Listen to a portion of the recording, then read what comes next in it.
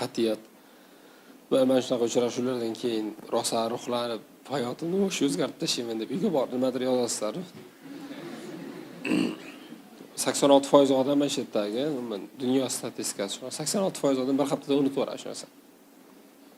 Faqat 14% darsni olib ketish mumkin.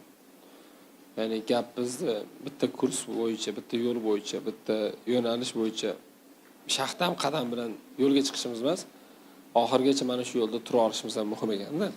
O'shaning uchun qat'iyatli bo'lish, maqsadga, niyatga sodiq turish, bilmadim endi Xudo bir bergan insonlarda bo'ladi. Ustozlarimiz aytishardi, Allohdan hadeb ilm deb ilm so'rayvermasdan muhabbat ham so'ranglar, ixlos so'ranglar. Chunki ixlos bo'lmasa, muhabbat bo'lmasa ilm foyda bermaydi. Hadeb suv so'rayvermasdan chanqoqlik ham so'ranglar derdi. Ko'chma ma'noda. Ya'ni mana shu kafilga suv sepadigan bo'lsa, singib ketmaydi deb bergan. Tushunasizmi? Suvning borligi bu yuqdi degani emas, yerga. Tuproqqa sepsangiz singiydi deb. Ana shunday tuproq bo'lishni ham so'ranglar deb aytishardi. Bunga juda kattaroq, kengroq soatlab gapirsa bo'ladigan ma'nosi borki, qat'iyatli ichki olov yonib buni o'chmay turishi Alloh bergan tavfiqdan bo'ladi. Agar o'zgaryaptimi, bilingki, siz yo'q bilan aloqangizni ancha uzib qo'ydingiz. Ya'ni biz endi mo'min musulmonlarni turishimiz, yo'limiz shu. Biz iymon keltirgandan keyin mana shu tarafdan ishlaydi qoida. Ateist yo boshqalarda boshqa tarafdan ishlash mumkin qoida. Ertaga so'ralishimizda mana shu ajralib turadi farqli. Ya'ni aytishingiz mumkin, hozir kimdir o'yladi, nimaga Tomas Edison 10 ming martalik yig'ib turib, to'kirib oxirlamishgan chiqardi. U musulmon bo'lmagan ku. Xuddi shunaqa son mingta case bor musulmonlarda ham. Xo'p, qaytamiz. Ya'ni qalb, yaqinda qalb haqida ertalab gapirdik. Qalb ignani ustiga tuxumni qo'yasiz-ku, xuddi shunaqa muvozanatda turadigan, sal og'sa og'ib ketadigan, juda tez o'zgaruvchi narsada. Tajvidda iqlob degan qoida bor. Ya'ni boshqa harfga aylanish. O'sha aylanib, almashib turadigan narsa degan qalb juda tez o'zgaradi. O'shaning uchun payg'ambarimiz alayhisolamdan eng ko'p qilgan duolari qaysi deyilganda aytgan ekanlarki, shu Allohumma ya muqallibal qulub sabbit qalbi ala dinik degan. Ya'ni ey qalblarni o'zgartirib, aylantirib, almashtirib turuvchi zot, qalbimda diningda sobit qilgin degan. Endi odamlarda eng afzali bo'lgan zot shunaqa duo qilib turganda, siz bilan men o duoni har nafas olganda qilishimiz kerak degan. Ya'ni qalbirdan bir narsaga ixlos qaytib, o narsani muhim deb bilmasam, aktualligini siz uchun yo'qotsa, u ishni ming zo'rlasangiz ham o'zingizda qilishingiz qiyin bo'ladi. Muhabbat, har bir narsaning asosida muhabbat yotadi deydi Hazrat Rumiy. Sabab siz yaxshi ko'rgan narsangizni, yaxshi ko'rgan o'yiningizdir, yaxshi ko'rgan kinoyingizdir, soatlab ko'rishga tayyorsiz. Mana El Clasico ko'radiganlar kechasi soat 1 da qo'yadimi, 2 da qo'yadimi, kechqurun ko'radi. Lekin kechqurun soat 2 da tahajjudga turish yoki kechqurun 2 da turib kitob o'qish o'ta og'ir sizga. Nimaga? Bunga nisbatan muhabbatingiz va ixlosingizdan El Clasico'ni kuchliroq. Tushundingizmi? Nimaga muhabbat qo'ygansiz, nimaga ixlos qo'ygansiz, ayni o'sha narsa siz uchun osonlashadi. Shuning uchun rus tilida zubrit degan so'z bor. Ya'ni miyaga bir narsani tiqishtirib, qoqib joylashtirish, ya'ni sharlatib ma'nosini tushunmasdan turib o'qib yodlashni zubrit deydi adashmasam. O'shanaqa qilib o'qiyotganlar va orangizda qaysidir fan, qaysidir ilmda o'zini qiynab majburlikdan, ota-onasi aytganda yo biror bir kimga taqlid qilib. Men aytardim, Allohdan ko'p muhabbat va ixlos so'rang hozirdan.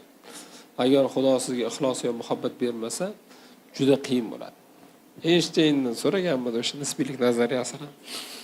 Tushuntirib bering deganda zo'r tushuntirgan. Ya'ni siz bir juda ham yaxshi ko'rgan insoningiz oldida o'tirib suhbatlashsangiz, soatlar ham soniyada o'tib ketadi, juda tez. Lekin qizdirilgan yog' solingan tovani ustida o'tirsangiz deydi, sizga sekundlar ham asrdek uzoq tuyuladi deydi. O'shaning uchun bizni nafsimizga yoqadigan ishlarni qilishimiz oson bo'lar ekan, nafsimizga yoqmaydigan ishlarni qilishimiz qiyin bo'lar ekan. Biz nafsimizni nimaga nastroyga qilayotganimizga qarashimiz kerak. Tushunasizmi? O'shaning uchun inson atrofidagi odamlar qanaqa bo'lsa, o'shanga moyilligi oshib ketishi, o'sha odamlarda shu qiliqlarni ko'rishi yoki shu fazilatlarni ko'rishi, o'sha yaxshidir, yomondir habits, odatlarni ko'rishi ko'z orqali, quloq orqali, 5 ta sezgi organi orqali siz aqlingizga ma'lumot qabul qilasiz va o'sha narsani qancha ko'p ko'rsangiz, buni odatiy narsa deb qabul qilasiz va o'shanga moyillik uyg'onadi. Endi qaysidir sohada qat'iyat bilan turaman, men marramda oxiriga yetaman deydigan odam ayni o'sha odamlar bilan ko'proq muloqotda bo'lib turish kerak. E'tibor berganmiz, Cambridge kelsangiz, bu yerda darsga yarim soat qolganda rosa dars qilishga ketadi-da. Shetda rosa bir barakali dars qilasiz, darsdan keyin bir chiroyli. Uyga borganda yolg'iz o'zingiz qolasizda, sal dangasaro bo'lib qolasiz. Odamni tafsir odam oladi-da. Mana aura degan narsa bor narsa. Mana shu zo'r muhit, do'stona muhit, bu yerdagi fayz. Ahad Quli aka Xol Muhammad o'g'lini ko'pchilik tanisa kerak. Savdogarlar ustozi degan kitobni yozgan odam. O'sha kishini uyiga borganimda o'tirganimizda Muhammad Alijon shu o'zimiz maza qilib gaplashadigan gaplardan gaplashaylik. Baligimda hisob-kitob yoki ko'chani gapi yo biznes bo'lsin, boshqa bo'lsin, ishga oid narsalar gaplashmaylik. Nimaga desam, men yaqinda bir o'qib qoldim. Mana devorlar 300 yilgacha ma'lumot saqlaydi ekan dedi. Mana masalan, u endi yangiligi qolmadi, suvda xotira bor, ha?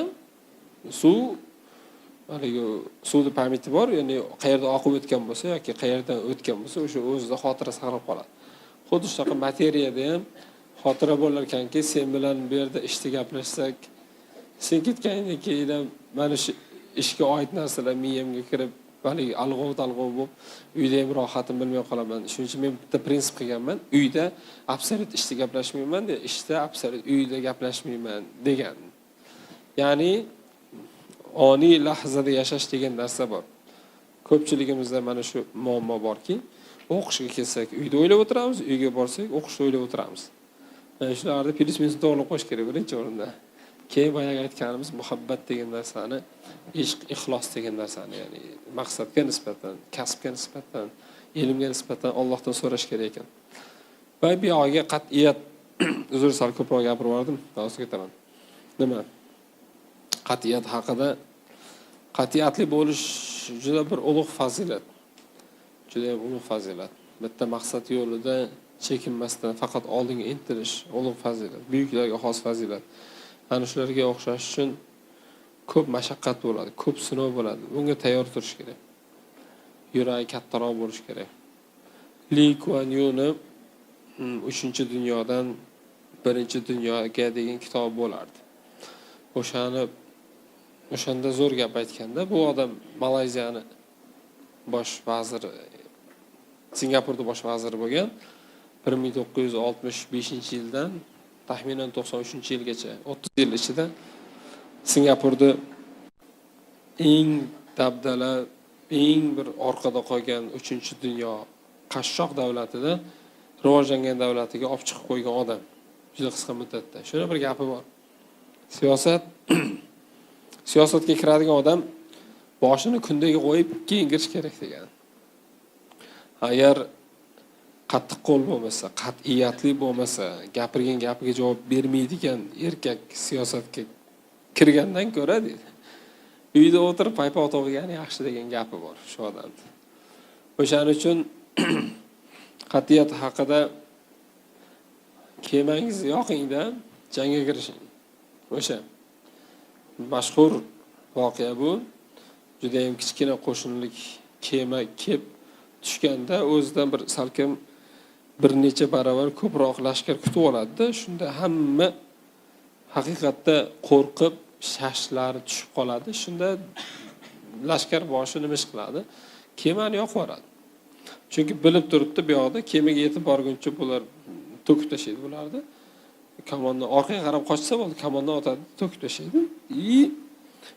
Kemasini yoqib yuborib, bari o'ladiganda kemani yoqishga buyruq beradi. Kema yongandan keyin yo o'lasa yo qolasan deb jangga kirishganda juda bir katta o'sha yerda zafar qozonishgan, juda ham bir mashhur tarixiy voqea. Ya'ni bu ehtimol majoziydir. Qaysidir bir musulmon lashkarda bo'lganini men bir eshitdim buni. Har xil versiyasi bor. Nima bo'lgan taqdirda ham bu majoziy bir qiyos oladigan bo'lsak, hayotda qaror qabul qildingizmi?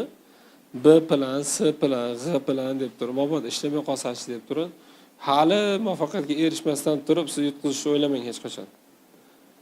Kecha hozir gaplashib kelayotgandik Anvar Rahmat domla bilan, Misrlik ustozimiz keldi dedi. Sizlarda rosa oq mashinalar ko'p ekan-a dedi.